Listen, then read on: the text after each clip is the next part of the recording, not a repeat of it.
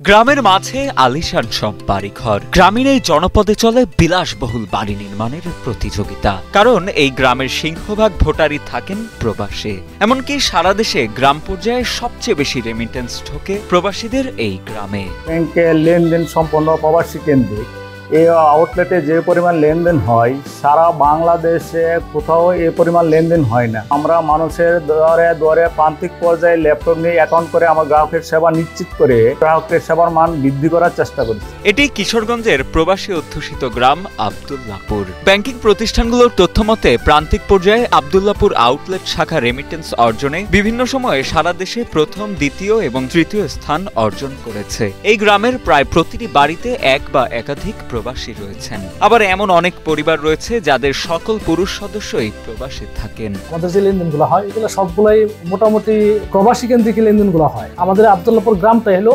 রেমিটেন্সের একটা গ্রাম, আমাদের তো প্রচুর লেনদেন হয়। প্রবাসীদের এই গ্রামটিতে 4টি ওয়ার্ডে ভোটার রয়েছে 13,000। মোট ভোটারের প্রায় অর্ধেক এবং পুরুষ ভোটারের সিংহভাগই প্রবাসী। এর মধ্যে মধ্যপ্রাচ্য সহ বিভিন্ন দেশে বসবাস করছেন এই গ্রামের 4 থেকে 4,500 ভোটার। আর শুধুমাত্র ইতালিতেই রয়েছেন 2,500 থেকে 3,000-এর মতো প্রবাসী। 13,500-এর মতো ভোটার আছে, কিন্তু অনেক প্রবাসী আছে, বেশিরভাগ প্রবাসীরই এখনো ভোট হয় নাই। টোটাল প্রবাসী 5,500 থেকে 6,000 এরকম হয়ে যাবে।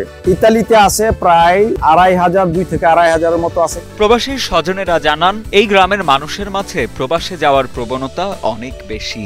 অনেকের বাবা শেষ জীবন পর্যন্ত প্রবাসে কাটিয়েছেন, ছেলেরাও চলে গেছে প্রবাসে, এমনকি নাতি নাতনিদেরও প্রবাসে নেয়ার চেষ্টা করছেন। আমার বাপ চাচা 3 জন, আমরা 13 ভাই, 3 বাপ চাচার করে 13 ভাইয়ের মধ্যে আমরা 12 ভাই প্রবাসী। আমার 3 ছেলেও প্রবাসী। তবে প্রবাসে পাড়ি জমানোর এমন প্রবণতায় গ্রামটির শিক্ষা হারে নেতিবাচক প্রভাব পড়ছে বলে মনে করেন গ্রামের অনেক শিক্ষক। তাদের ভাষ্য, গ্রামের মেয়েদের মধ্যে বিদ্যালয় থেকে ঝরে পড়ার হার কম থাকলেও ছেলেদের মাঝে তা অনেক বেশি। পরিবারের সদস্যদের দেখাদেখি তাদের ভবিষ্যৎ পরিকল্পনাও থাকে প্রাপ্তবয়স্ক হলেই বিদেশ পাড়ি দেওয়ার। মেয়েদের 70%, ছেলেদের 30%। তেলের হার কম হওয়ার কারণ হলো ছোটবেলা থেকে এদের বিদেশে যাওয়ার একটা প্রবণতা মাথার বেনে কাজ করে।